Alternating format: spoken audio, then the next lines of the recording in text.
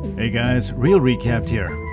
Today we're going to explain episode 8 from the second season of Love, Death and Robots. The episode named The Drowned Giant is beautifully animated and full of philosophical questions. We're going to explain the whole episode and give you our thoughts on the hidden meanings behind it. So, let's dive right in. It all starts when numerous reports force Stephen and his fellow scientists to go visit the beach. The witnesses have reported seeing a giant humanoid creature that washed up on the beach after the storm.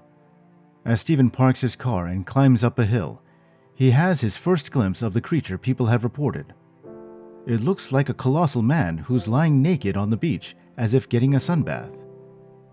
Most of the town has gathered around the giant, and the onlookers are curiously looking at this marvel. Stephen and his colleagues approach the giant and observe its features. Although massive in every respect, he looks like a man who must have had a happy demeanor. The giant has green eyes, curly hair, and the facial features of a classical model. Stephen explains how the giant's physical features remind him of the heroes from Homer's tales. He walks up to the giant's hand to see a puddle of water in its palm, with fish swimming in it. Meanwhile, a fellow scientist gets up on the giant's chest and tells the people that it's safe to approach it. The crowd of onlookers swarms the giant.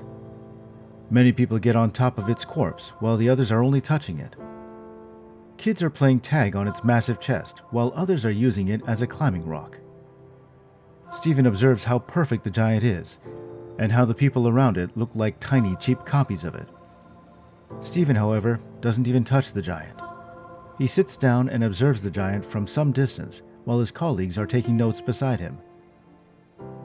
As the day turns to night, the spectators lose interest in the giant and start to leave.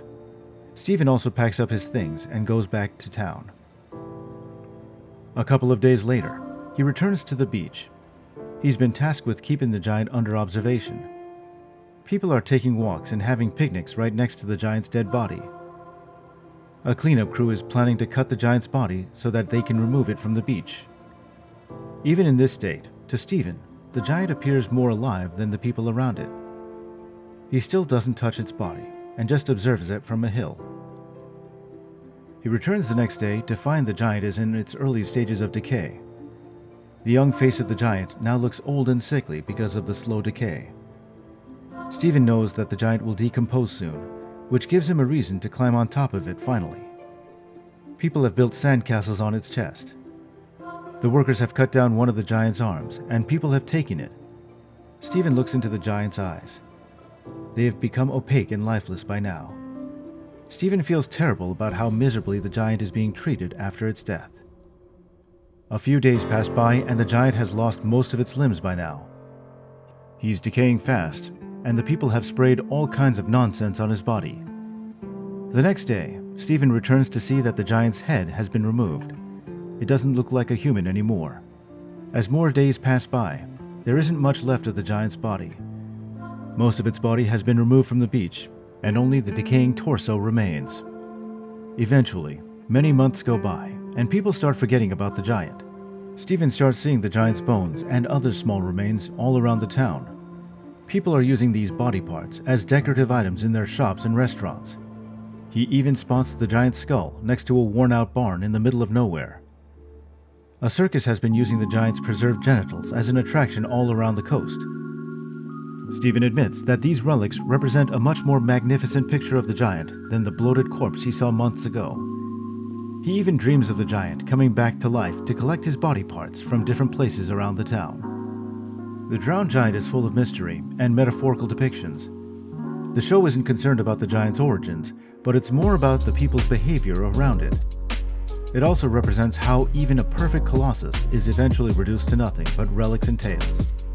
The inhumanity that many of the people show towards the giant's corpse is not so surprising to Stephen, as the humans have become conceited creatures with no sympathy for other beings.